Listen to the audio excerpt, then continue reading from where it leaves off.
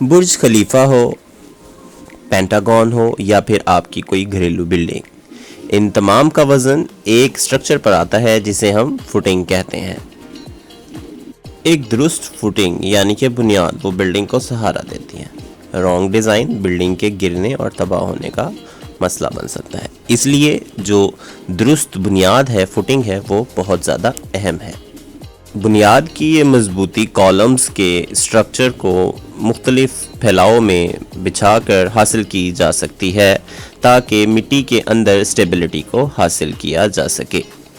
تو فوٹنگ کی مندرجہ ذیل 3 اقسام ہو سکتی ہیں، اور اس سے پہلے ہمیں یہ سمجھنا ہوگا کہ مٹی کا کیا انداز ہوتا ہے زمین میں۔ سب سے پہلے تو ہم مٹی کی کھدائی کرتے ہیں اور اس پر لوڈ ڈال کر چیک کیا جاتا ہے کہ مٹی دبنے والی تو نہیں ہے۔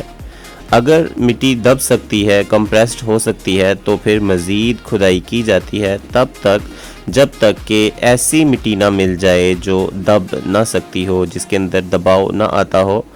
تو یہ جو انکمپریسڈ لیئر ہوتی ہے یہ دبتی نہیں ہے، اس کو ہم ہارڈ اسٹریٹا کہتے ہیں سول انجینئرنگ کی لینگویج میں۔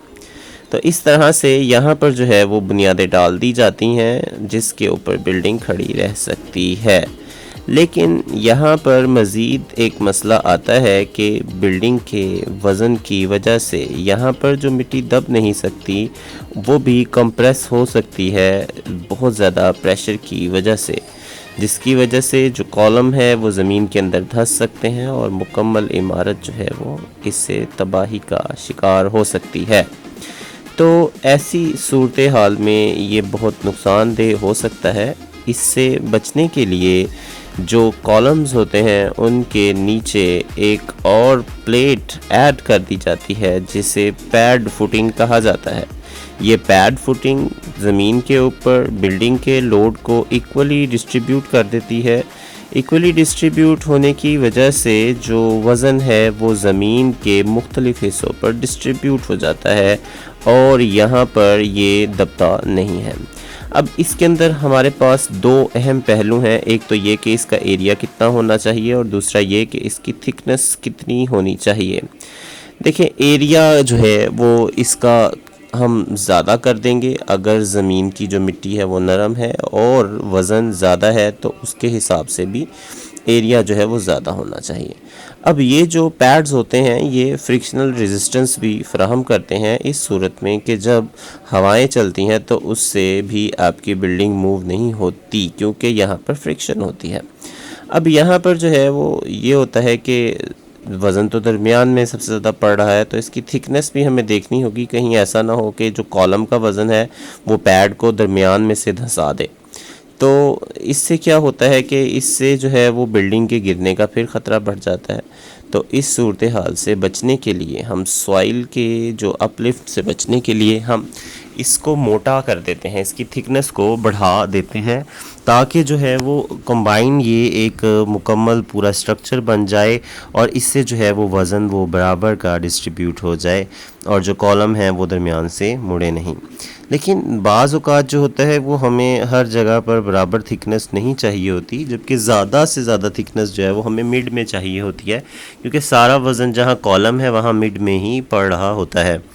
تو اس طرح سے ہمیں جو ہے وہ زائد کنکریٹ لگانے کی بجائے ٹریپزوڈیل فوٹنگ پر زور دینا چاہیے۔ تو ٹریپزوڈیل جو فوٹنگ ہے یہ جو وزن ہے اس کو ایکولی ڈسٹریبیوٹ کر دیتی ہے اور ایسی صورت میں آپ کا جو کالم ہے وہ اپنی جگہ پر صحیح طریقے سے اسٹینڈ کرتا ہے اور بلڈنگ کھڑی رہتی ہے۔ اب یہاں پر بعض اوقات ایسا ہوتا ہے کہ آپ بالکل پراپرٹی لائن پر ہوتے ہیں اور جو کالم ہے وہ مڈ میں نہیں آ سکتا، یعنی جیسے باقی ہم نے دیکھا تو وہ کالم مڈ میں نہیں آ سکتا کیونکہ کوئی بھی آپ کو اتنی جگہ نہیں دے گا کہ آپ اس کو مڈ میں لے آئیں۔ تو ایسی صورت میں جو کالم آتا ہے اسے ہم ایسنٹرک فوٹنگ کہتے ہیں، یعنی وہ بالکل سائڈ پر ہوتا ہے۔ اب سائڈ پر ہونے کی وجہ سے جو سارا پریشر ہوتا ہے وہ تو سائڈ پر پڑ جاتا ہے، مڈ میں تو کوئی پریشر ہوتا ہی نہیں ہے، تو سارا پریشر سائڈ پر پڑ جاتا ہے۔